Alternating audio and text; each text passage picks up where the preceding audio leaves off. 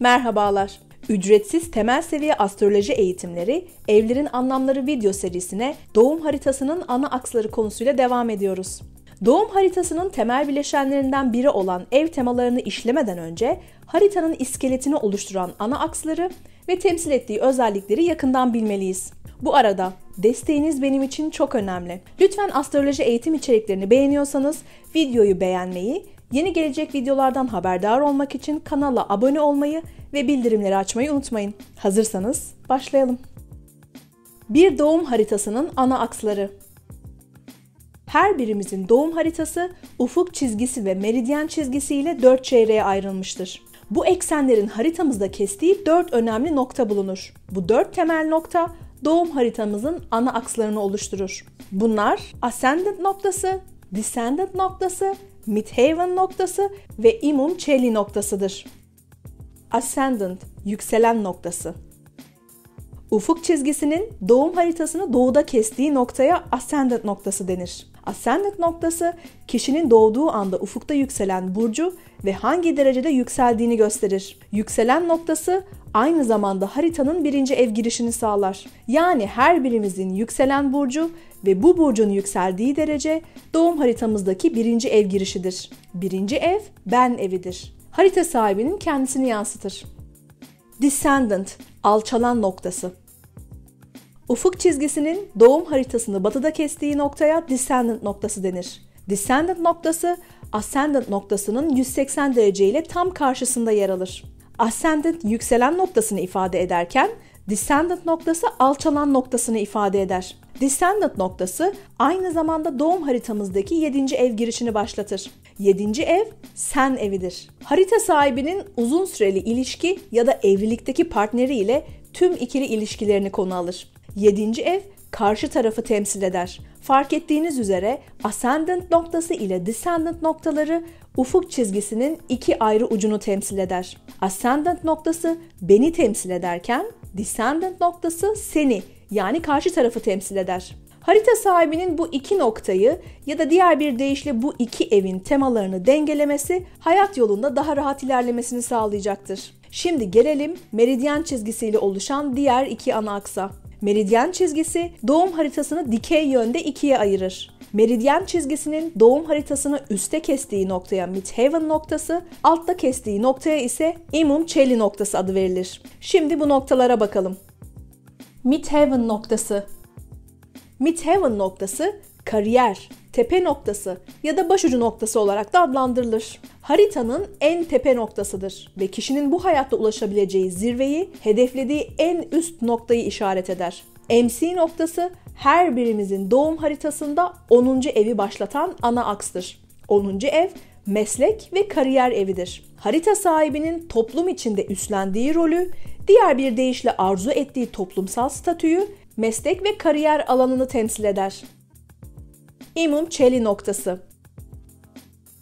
Meridyen çizgisinin doğum haritasının alt kısmında kestiği noktaya imum coeli noktası denir. Imum coeli noktası midheaven noktasının 180 derece ile tam karşısında yer alır ve doğum haritasının en dip noktasıdır. Bu yüzden IC noktasına ayak ucu ya da dip noktası da diyebiliriz.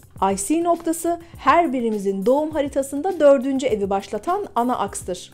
4. ev harita sahibinin en derindeki kimliğini, kökenini, ruhsal, mahrem ve özel alanı temsil eder. Fark ettiğiniz üzere MC noktası ile IC noktaları meridyen çizgisinin 2 ayrı ucunu temsil eder. Dualiteyi temsil eden bu 2 ayrı uç ayrılmaz bir bütünün parçalarıdır. Harita sahibinin bu 2 noktayı dengelemesi hayat yolunda daha rahat ilerlemesini sağlayacaktır.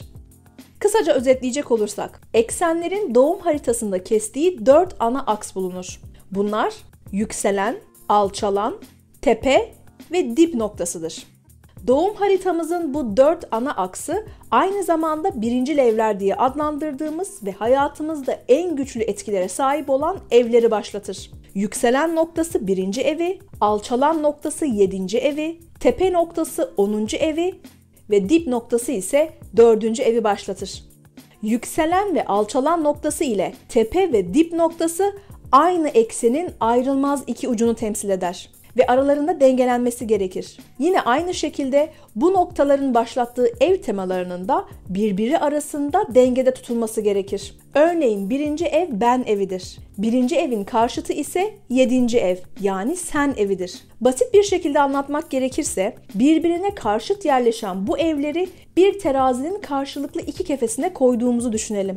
Eğer terazi 1. ev lehine bozulursa harita sahibi dünyanın merkezine kendisini koyacak, yalnızlık temasıyla beraber bencilce davranışlar içine girecektir. Eğer terazi 7. ev lehine bozulursa da bu sefer harita sahibi sürekli karşı tarafa bağımlı hale gelme, kendinden ödün verme ya da tek başına hareket edememe gibi davranışlar sergileyecektir. İşte bu yüzden terazinin dengede olması harita sahibi için hayatı optimum seviyede tutacaktır. Bu iki evin dengelenmesiyle kişi bencil hareketlerinden uzaklaşarak karşısındakini anlama eğilimi gösterecek ve birlikte hareket edebilme yetisine kavuşacaktır. Yine 4. ev ile 10. ev içinde etkiledikleri ev temalarında denge durumu esas olmalıdır. Dualitelerin dengelenmesi hayatın her alanı için geçerli ve gereklidir. Diğer karşıt evlerin de dengelenmesi halinde harita sahibi hayatını daha rahat ve huzurlu geçirebilecektir. Burada yeri gelmişken karşıt ev kavramına da değinelim istiyorum.